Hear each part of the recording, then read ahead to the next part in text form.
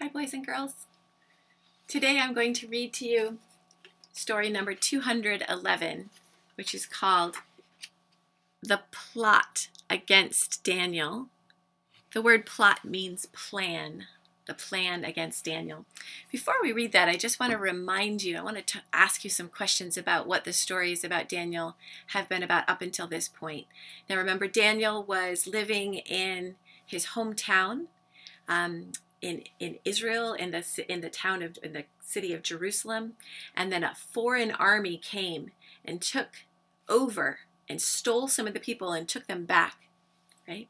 So he's living in a foreign land, and he and his three friends have been discovered, in a sense, as being talented.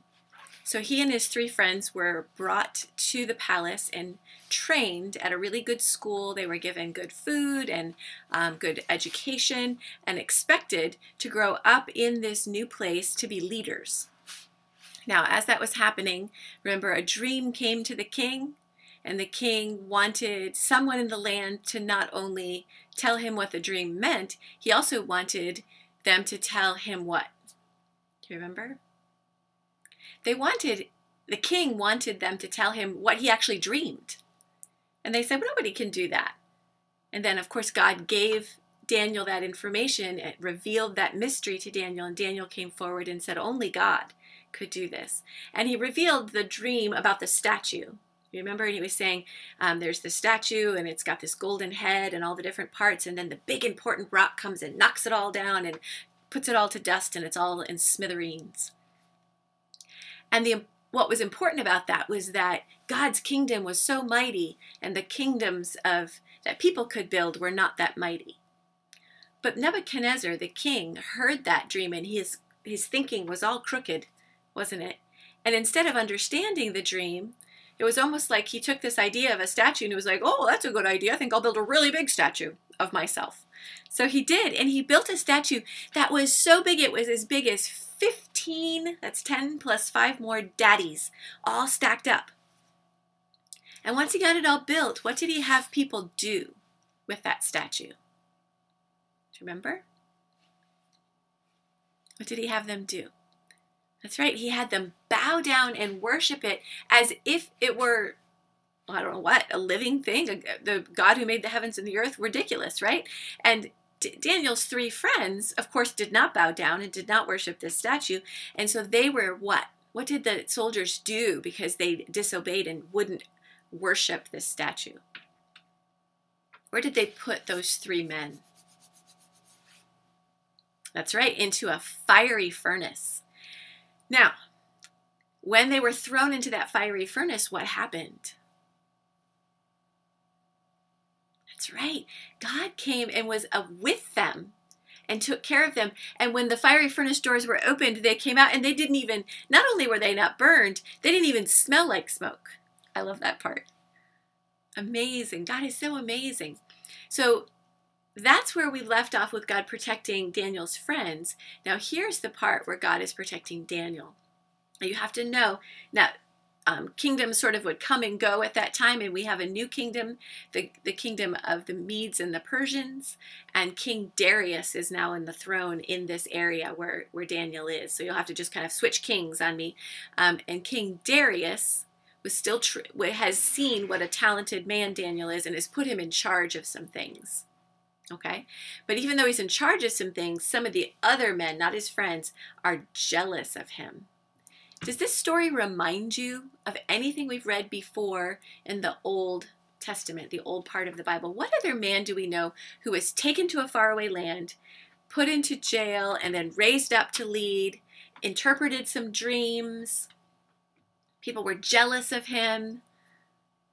Does it remind you a little bit of Joseph? Now remember, Joseph and the 7 fat cows happened a long time ago in our Bible timeline. So you have to imagine it, if you're in my classroom, towards the beginning, over by the rocking chair, okay?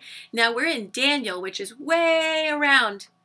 If we were in school, we'd be coming down around by Mrs. Gevert's desk and going around the corner, okay? So we're way over in the Old Testament. So a lot of time has happened, but interestingly, a similar kind of story.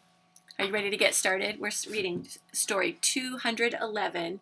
It's called The Plot, or another word is The Plan to Kill Daniel. I'm sorry, The Plan Against Daniel. There's the picture, if that's helpful. These are the bad men who are making the plan, and there's Daniel praying in the... Here we go. The armies of the Medes and the Persians conquered Babylon. Remember I told you we had a new king in town? And King Darius, ruler of a vast empire, set up his headquarters in the city. Darius organized his empire really well. So he was a smart guy, Darius. He chose 120 governors to rule all the different areas, and then he put 3 supervisors over the governors to make sure that they were loyal to the king. So you had king, then 3 men in charge, and then all the people in charge of the different lands. One of these 3 was Daniel. The king soon found that Daniel was so much better than all the others that he planned to put him in complete charge. The governors and the other supervisors were determined that he would do no such thing. They were bitterly jealous of Daniel. I want you to think about those words, bitterly jealous. What do you think that means? To be bitterly jealous. Now remember when Mrs. Lidakainen would say, ooh, I want one of those, and I want that, and I want that, and I want that. It's a little bit like jealous. Jealous, envious. But to be bitterly jealous means there's a whole lot of angry and mad and irritated and rawr mixed in with that. That's a pretty nasty mix. They were bitterly jealous of Daniel, and they decided to find some ways of getting him into the king's bad books. In other words, to get him in trouble. But however hard they tried, they could not catch Daniel doing anything wrong. We shall have to find something about this Jewish religion. So that's Daniel worshiping the true and living God that will get him into trouble, they decided. Although Daniel had lived in this new place where they had taken him to in Babylon many years and had grown from a teenager and to an old man, he had stayed loyal and true to the true and living God. 3 times a day he went to his window and looked in the direction of Jerusalem, the town where he was from, also where the temple of God stood. Then he knelt and he prayed to the God who was with him, the God who made the heavens and the earth, even though he was so far from home. At last, those jealous, bitterly jealous men came up with a plan to get rid of Daniel. Your Majesty the King, they said to the king, we have come up with a new law for you to pass. The new law says that anyone who wants anything at all during the next month must ask for it from you alone. He must not make his request to any other person or any god. Please sign this law with the seal of the Medes and the Persians. Those are 2 people groups. For everyone knows that such a law may never be changed and never be broken. Anyone who disobeys your law shall be thrown into a pit of lions. King Darius did not realize that they were setting up a plan to trap Daniel. King Darius agreed to this new law and signed the law with his own royal seal. In other words, saying, this is definitely a law.